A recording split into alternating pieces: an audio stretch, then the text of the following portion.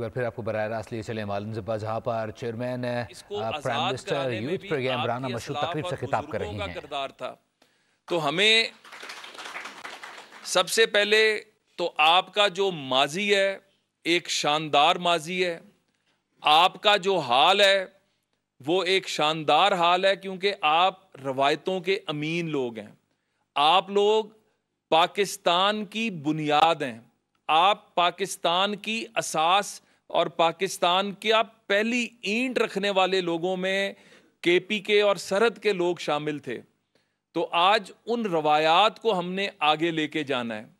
बिल्कुल ये दुरुस्त बात है कि एक प्रोपेगेंडे की बुनियाद पे पाकिस्तान पर एक ऐसी जमात को मुसल्लत किया गया जिसका पाकिस्तान से कोई ताल्लुक नहीं है। ये मैं बात इसलिए कह रहा हूं कि हकीम सईद साहब हम सब जानते हैं, उनको 1995 में उन्होंने लिखा अपनी किताब के अंदर कि बर्रे सगीर हिंदो पाक के अंदर यहूदी लॉबी ने बंदा चुन लिया है। अब ये 1995 में हकीम सईद साहब कह रहे हैं। 2000 में डॉक्टर इसरार साहब ने अपने लेक्चर में कहा कि न्यू वर्ल्ड ऑर्डर के अंदर इस खित्ते के लिए जिस शख्सियत का चुनाव किया गया वो इमरान खान है।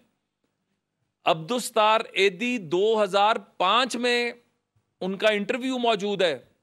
वो कहते हैं कि मुझे बुलाकर बिठाकर कहा गया कि इमरान खान के पीछे खड़े हो, और जो कहने वाले थे वो सारे उसी लॉबी के लोग थे। तो आज भी अगर कौम की आंखें ना खुलें, आज भी कौम को पता ना चले, और ये जो 5th जनरेशन वॉर है ना, ये 5th जनरेशन वॉर है ही। ये जो गोइबल्स था, जो हिटलर के साथ होता था, हिटलर बड़ा पॉपुलर था क्योंकि उसकी प्रोपेगेंडा मशीन बहुत पॉपुलर थी।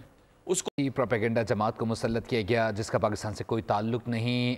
चेयरमैन वज़ीर आज़म यूथ प्रोग्राम राना मशहूद इस वक्त माल जब्बा में तकरीब से खिताब कर रहे हैं। सब्सक्राइब करें और बेल दबाएं ताकि कोई खबर रह न जाए।